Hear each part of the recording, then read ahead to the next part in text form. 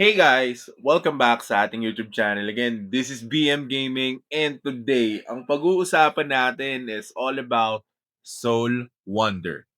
Anyway guys, if you're new to the channel, don't forget to hit the subscribe button and the notification bell para lagi kayong updated pag meron tayong panibagong upload regarding kay Soul Wonder. Let's go!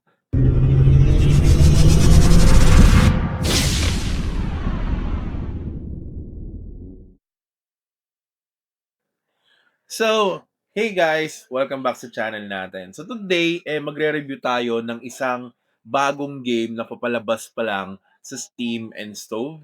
So, ang name ng game na to ay si Soul Wonder. Now, ano nga bang meron dito kay Soul Wonder and also how does the game works? So, this is purely a review regarding the upcoming game. This one is basically has a concept of an RPG style ng game pero medyo old school siya kasi 2D yung ginagamit nilang graphics. Now, it kind of reminds me of Maple Story kasi kung mapapansin nyo, yung itsura ng interface niya is parang naglalaro lang kayo ng Maple Story.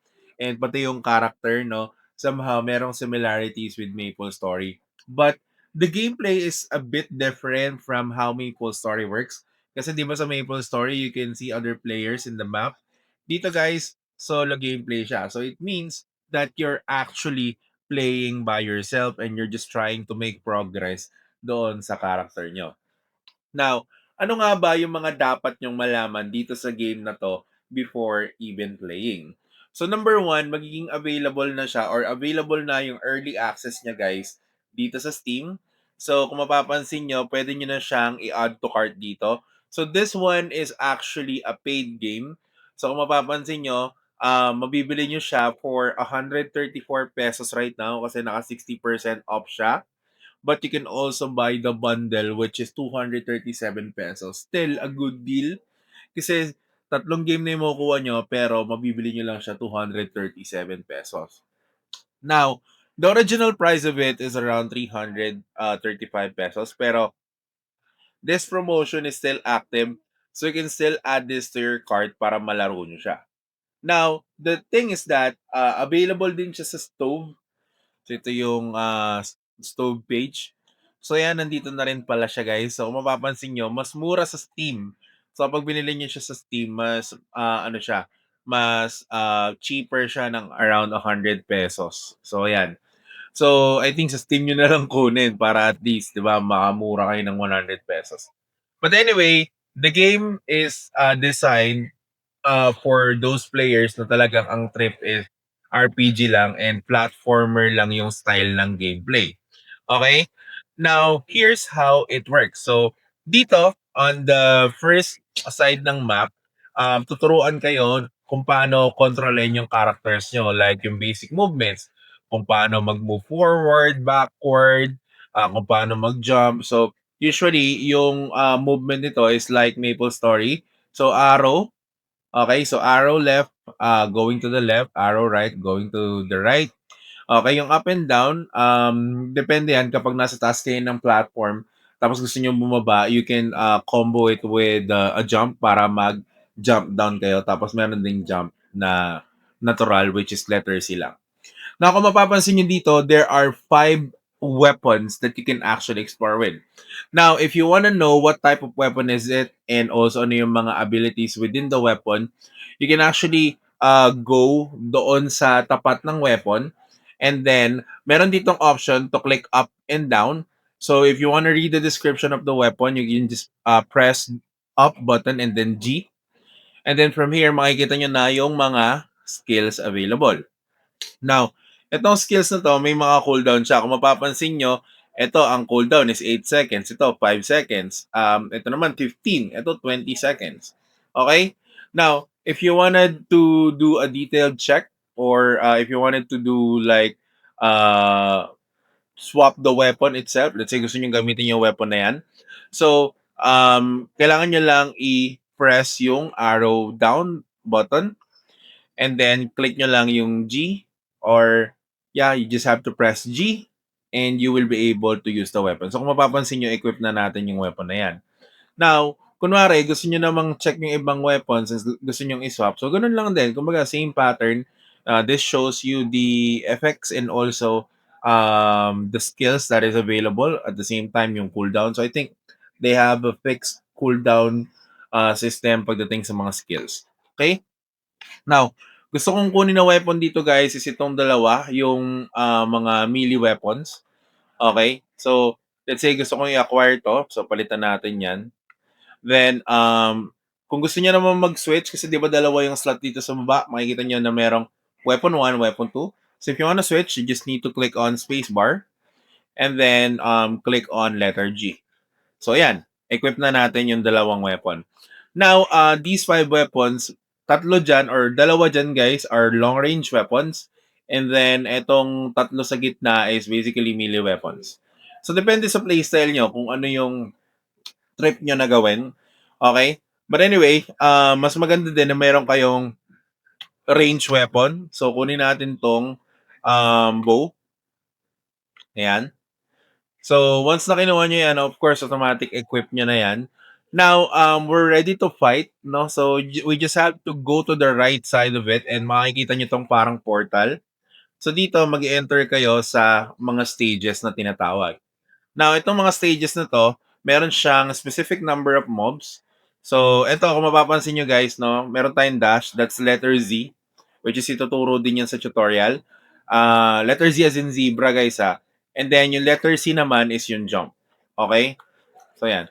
So, mapapansin niyo dito, dalawa yung, portal na puwede niyong pasukin. Alright? Now, depende na sa inyo kung saang portal niyo gusto pumasok, pero ako usually parang mas trip kong pumasok dito sa Violet, okay? Kasi may mga rarity din yung mga portals dito. So pagpasok na makikita niyo kaagad yung reward grade, okay? And then you just have to clear this mobs. So ayan. So makikita niyo dito na nagki-clear tayo ng mobs. So every time na nakakapag-clear tayo ng mobs, guys, nakakakuha tayo ng tinatawag na souls. So yung souls na yan, makikita niyo dito sa taas na nagkakaroon siya ng parang bar or napupunan yung bar sa taas, which is ito guys. So yan, since napupunan siya, makakuha kayo ng souls. So ang strategy dito guys is wait for your skills to cool down. Okay? Huwag kayong ano guys, huwag kayong trigger happy pagdating sa pagdikit sa mobs kasi pwede kayong mamatay diyan. Alright? So ito, katulad nito. So ang ginagawa lang natin is kinakite lang natin siya. So common lang yung reward na nakukuha natin ngayon. So ang gusto kong mangyari dito is ma-upgrade siya kasi kung mapapansin niyo yung bar, nadadagdagan siya kahit meron na tayong current reward. So ngayon, ano na siya guys, yung reward grade is rare na. So ang goal natin is pataasin pa yan. Try natin i-check kung mapapataas pa natin. But anyway, try to avoid these mobs kasi medyo masakit na yan. Okay, so kapag hindi na cooldown yung skill nyo, then that's the time that you can just stay away with them. But ito, patayin natin lahat yan. Okay, tapos, then try natin dito. So, letter D. So, baka mamatay tayo dito. Dash lang tayo. So, mapapansin nyo, mataas na yung reward natin. Rare na yan. Okay, so wait lang natin ulit yung cooldown. Kailangan natin mag-antay ng cooldown ng skills, guys. Kasi hindi tayo makakapalag kapag wala tayong skill na gagamitin. So, dito, ayan, tumalon pa sila. Talagang hinahanap na nila ako. Okay, goods, goods, goods, goods. Yan. Tiniwasan lang natin, guys. But anyway, pwede na tayo ulit mag-switch. So, switch na tayo dito ng abilities. Ayan. So, makikita nyo naman, yung ginagawa natin is basically very simple lang, no? Iiwasan nyo lang talaga yan kasi medyo masakit na yung mga mobs na to, guys. So, kung pwede nyo isa-isahin, edi isa-isahin nyo siya. But anyway, dapat bago kayo mamatay, guys, makuha nyo na yung reward dito. So, wait lang tayo. Wala pang cooldown. Yan. So, cooldown ulit. Yan. So, mga pansin nyo, nagko-cooldown tayo ng ano dito, ng skills. Pero baka mamatay tayo, guys. Wait lang, Yan. Naharangan, guys. So, konti na lang ma-upgrade na natin yung reward, So, try natin na iwasan muna yung mga kalaban before we even go there. Teka lang, guys, Yan. So, try natin patayin yung isa. Tignan natin kung madadagdagan. Ayan na, nag-rare na. So, kunin na natin reward guys kasi mamamatay na tayo. So, every after each round naman guys, no, magre-reset siya. Sayang, konti pa sana pero mamamatay na kasi yung character natin. So, nag-regen tayo ng 200. Okay? So, click nyo lang tong letter G para maklaim nyo yung reward. Now, dito, papipiliin kayo kung anong klaseng upgrade yung gusto nyong mangyari. So, pwedeng skill damage, pwedeng critical rate, cooldown reduction, of course. But I think mas efficient yung cooldown reduction. But I think we're going to get the wolf flag. Okay, kasi dito guys, magsasamon siya ng flag within the area. Parang bilog yon. Tapos magkakaroon kayo ng bonus sa attack speed and also attack power, which is a huge, huge boost. Especially kung Um, especially kung kayo ay nasa boss hunt, 'no? So 'yan, click nyo 'to, then pwede na kayong pumasok sa ibang dungeon. Now, as you notice guys, mayroong mga kulay yung dungeons, okay, or yung mga stages. Now, these stages, it gives you these type of souls that you can actually use, okay, para ma-upgrade nyo yung character nyo. So, character weapon and also yung character nyo. But later on, papakita ko naman yan sa inyo. Okay? So, dito nakalagay change portal color. And so, nakalagay 500 pero wala tayong pang change eh. So, dito tayo, accessory related to attack speed recovery. Yan. So, pasok tayo dyan. So, the concept is very simple lang guys, no? Yan. Ito yung sinasabi ko kanina, yung isang passive skill na nakuha natin because of that. So, meron tayong attack speed. Okay. So, if we are using yung weapon natin na ano guys, yung weapon natin na sword, mas maganda siya. Okay. So, yan. Medyo limited lang yung buhay natin dito kasi nga mamamatay na tayo kanina halos. So, 'di ba, napaka-beneficial nung passive skill na nakuha natin from that reward. So, that's the reason why. At least mga rare na reward sana yung makuha niyo lagi. Kasi nga, sayang din guys. So, ayan, rare na yung reward natin. Okay. So, ito, medyo mas madali itong i-clear compared dun sa isa kanina. Yung isa kasi ang dami ng mobs eh. But anyway, pag cooldown yung skill, layo lang kayo dyan. You can always reactivate naman yung ano. So, takbo tayo dito. Tapos, letter D. Yan, para AOE. Huge AOE damage. No? Then, yan. Para mamatay lang yung ano. Yan, okay. So, ganun lang. Pa-cooldown lang ulit tayo, guys. Actually, gusto kong punuin. Tingnan natin kung ma-upgrade pa natin yung reward. Kasi, para at least medyo mas mataas yung makuha natin. Ang tagal kasi ng cooldown ng skill, guys. Sa totoo lang, I think one of the major factors here is for you to be able to cool down the skills that you have. Yan, kung mapapansin nyo, na-upgrade kaya siya. Yan natin. Oh, mamamatay tayo guys. Wait lang guys ha. Medyo masakit na kasi yung mobs talaga dito. Ah, oh shit. Tik na. And I think na-upgrade na natin yung reward. Kung mapapansin nyo guys, no, parang nag-iba na itsura. Unique na siya. So the more that you stayed on the map, the more rewards that you can get. Okay? So claim natin to. So dito may attack speed na tayo, normal attack damage. Tapos every few seconds drains 2 HP hit by basic attacks. So I think this one is very beneficial for us. No? Kasi we're trying to sustain yung HP ng character natin para mas tumagal tayo sa battle. No? So we only have 247 HP. So tingnan natin kung gaano tayo kabilis mag-lifesteal niyan. Okay? So dito naman sa area na to, pag napunta kayo dito sa area na to, you have options to upgrade your weapon. So yung weapon base stats, pwede nyo siyang i-upgrade. Na dito guys, makikita nyo that there are different colors. So, pwede nyo i-engrave yung soul color nyo sa weapon. So, dito, ang available lang sa atin is skill down or yung skill cooldown reduction and then yung attack speed. So, we can actually add something on the attack speed. Okay? And then dito naman, we can also add something from this. So, 15 yung bawas niya guys, no? So, yan. 15. So, tatlo lang yung upgrade na nagawa natin. With the others, we don't have any option to add. Kasi nga, kulang na yung soul natin. So, kailangan natin yan Dito naman, so isang weapon lang yung na-engraven natin, pero okey na yan, puwede na yan guys. Then, dito naman sa kabila guys, maa-unlock niyo naman yung, second form ng weapon niyo or ma-e-evolve niyo yung weapon niyo. So, eto kunwari yung sword puwede natin siyang i-evolve into shield sword, puwedeng great sword, puwedeng silver sword. Sa bow naman puwede natin siyang gawing crossbow, longbow, and silver bow.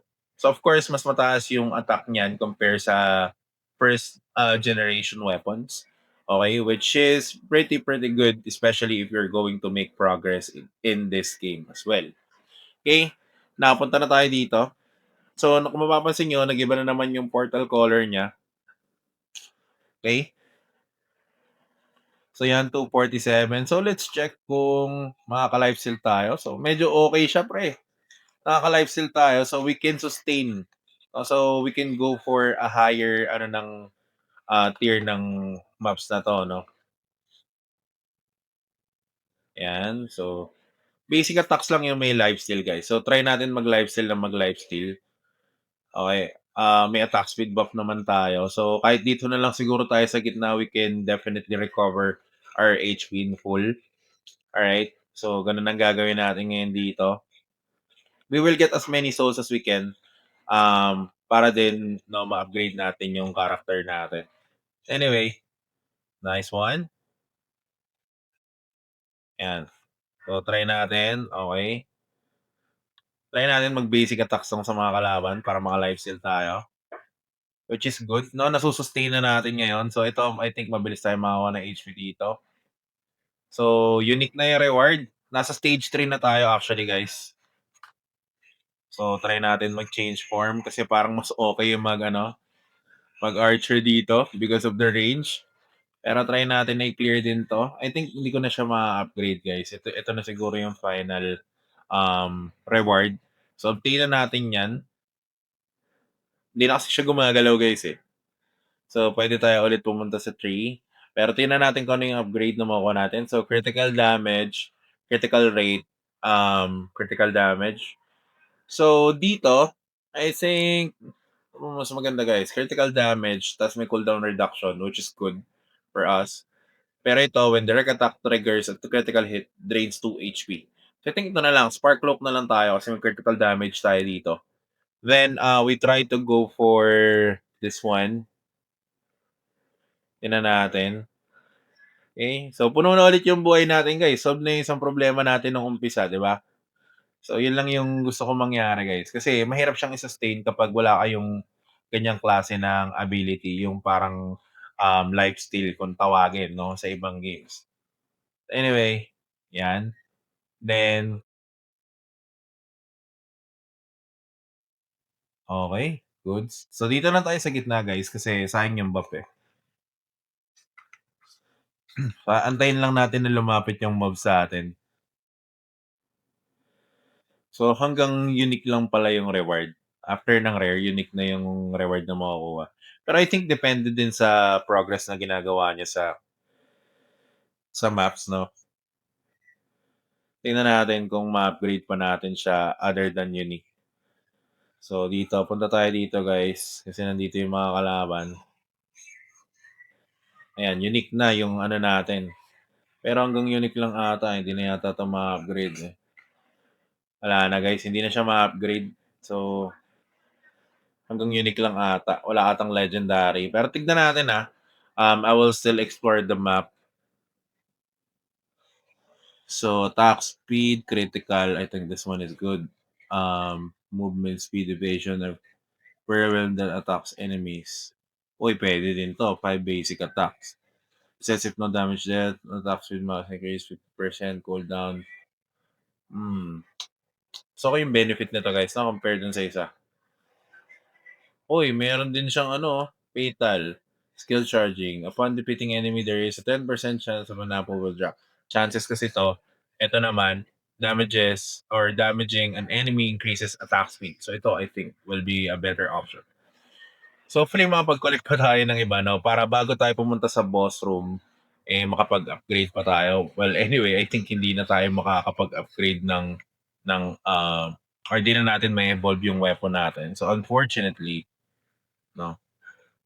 Yan, tapos ito upgrade din natin 'to guys. So may critical rate siya, attack speed. So try natin upgrade 'yan, tapos ito upgrade natin. So yun, sayang hindi natin na-upgrade fully yung equipments natin, pero that's okay. Dito naman, hindi na rin tayo nakapag-upgrade, sayang. Ito guys is a boss na, so I'm not really sure kung kaya ko siyang i-clear. Okay, kasi medyo mahirap patayin yung mga boss dito guys. So I think I've tried it before, no, to clear this, pero medyo mahirap siya. So tingnan natin kung makaka-lifesteal tayo. Grabe, sakit ng damage guys, oh. Teka lang, ang sakit. Sakit. Wait lang. Hindi tayo maka-lifesteal guys.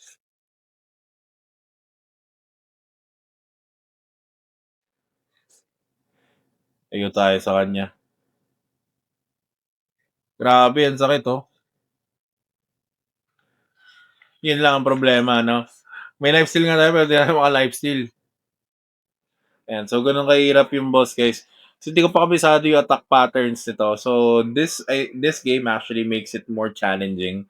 Okay? Dahil hindi madaling i-clear yung boss nito. Siguro before we even go to this part of the stage, dapat we were able to farm enough, souls para at least kaya nating i-upgrade and also i-convert yung weapon natin to a tier 2 weapon para mas mataas yung damage natin. So, that's kind of like how the game works. So, basically, you just have to clear the stages. Of course, yung clear nyo yung mga bosses and also strengthen your um, the weapons that you have. Okay? So, yun lang naman yung pinaka basic concept ng game. Pero it's really fun to play, to be honest, and it's challenging for me. Now, the question that you might have is kung meron bang potential to pagdating sa kitaan. I think there still is. Merong mga magbebenta ng account dito, magpapapilot dito sa game na to. But this is an RPG, so solo RPG game siya. So, that is still tentative until siguro ma-release na yung game and makita na natin yung actual gameplay niya. But I hope you actually enjoyed this video. This is kind of like a new thing that we're doing here. We're just reviewing the game itself. We're not really looking forward to make money from it. But basically, this 2D action game reminds me of Maple Story. Tapos meron siyang halong combination ng ibang games. But yun lang guys, if you do have any other questions regarding this game, I'll put the link down below kung saan nyo siya pwedeng ma-download and mabili. Early access is already available sa Steam and Stove. So yun lang naman guys. Maraming salamat ulit sa panonood. And alam nyo na, this is BM and I'm out.